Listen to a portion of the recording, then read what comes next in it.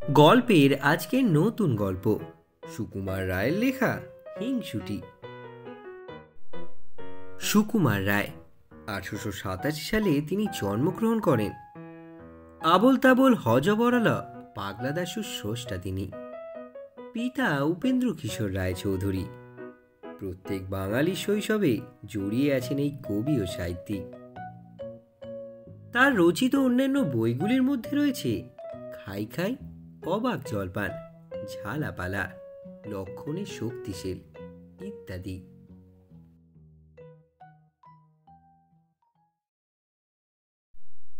এক ছিল দুষ্টু মেয়ে, বেজায় হিংসুটে আর বেজায় ঝগড়াটি। তার নাম বলতে গেলেই তো মুশকিল, কারণ ওই নামে শান্ত লক্ষ্মী পাঠিকা যদি কেউ থাকে তারা তো আমার উপর চটে যাবে।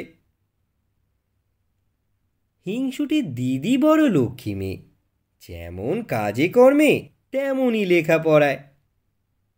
হিংসুটির বয়স 7 বছর হয়ে গেল, এখনও তার প্রথম ভাগই শেষ হলো না। আর তার দিদি তার চাইতে মোটে 1 বছরের বড়। সে এখনই বোধোদয়ার ছেলেদের রামায়ণ পড়ে ফেলেছে।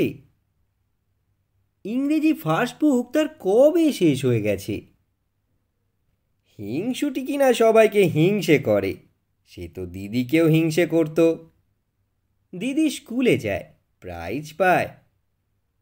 হিংসুটি খালি বকুনি খায় আর শাস্তি পায়। দিদি যেবার ছবির বই প্রাইজ পেল, আর হিংসুটি কিচ্ছু পেল না। তখন যদি তার অভিমান দেখতে, সে সারাটা দিন ফুঁপিয়ে ফুঁপিয়ে গাল ফুলিয়ে ঠোঁট বাঁকিয়ে বসে রইল, কারো সঙ্গে কথাই বলল না। তারপর রাত্রিবেলায় দিদির অমন সুন্দর বইখানাকে কালি ঢেলে মলার ছিঁড়ে কাদায় ফেলে নষ্ট করে দিল। এমন দুষ্টু হিংসুটি মেয়ে। হিংসুটির মামা এসেছেন, তিনি মিঠাই এনে দু বোনকে আদর করে খেতে দিয়েছেন।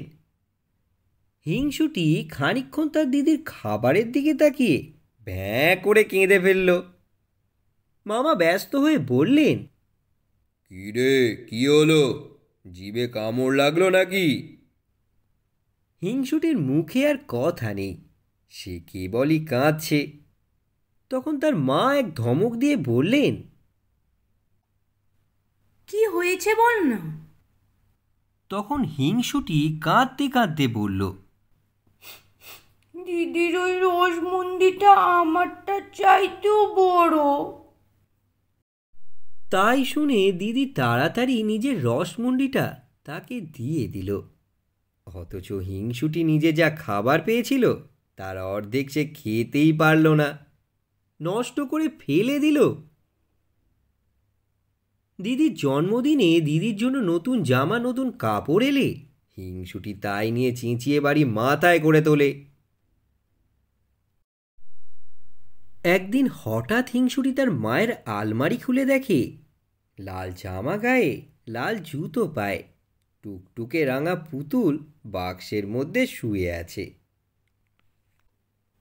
দেখেছো দিদি কি দুষ্টু, নিশ্চয়ই মামার কাছ থেকে পুতুল আদায় করেছে, আবার আমায় না দেখিয়ে মায়ের কাছে লুকিয়ে রাখা হয়েছে। তখন তার ভয়ানক রাগ হলো। সে ভাবল, আমি তো ছোট বোন, আমারই তো পুতুল পাওয়া উচিত, দিদি কেন মিছিমিছি পুতুল পাবে। এই ভেবে সে পুতুলটাকে উঠিয়ে নিল।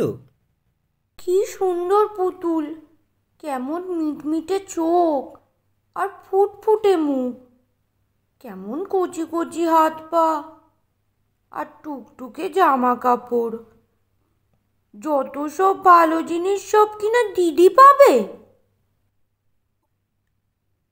হিংসুটির চোখ ফেটে জল এলো। সে রেগে পুতুলটাকে আছড়িয়ে মাটিতে ফেলে দিল। তাতেও তার রাগ গেল না।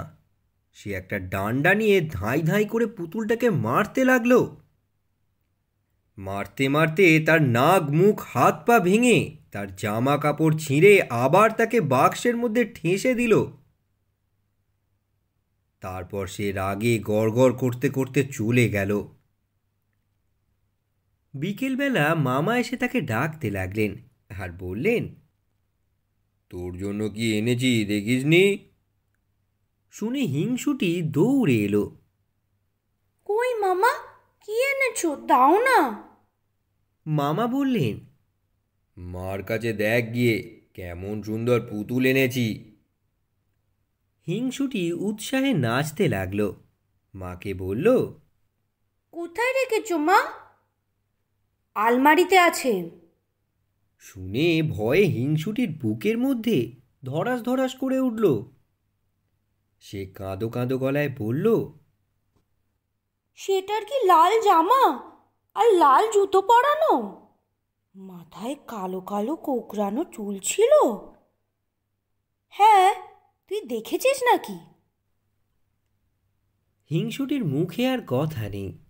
সে খানিকক্ষণ ফ্যাল ফ্যাল করে তাকিয়ে তারপরে একেবারে ভ্যাঁ করে কেঁদে এক দৌড়ে সেখান থেকে পালিয়ে গেল। এরপরে যদি তার হিংসে আর দুষ্টুমি না কমে, তবে আর কি করে কমবে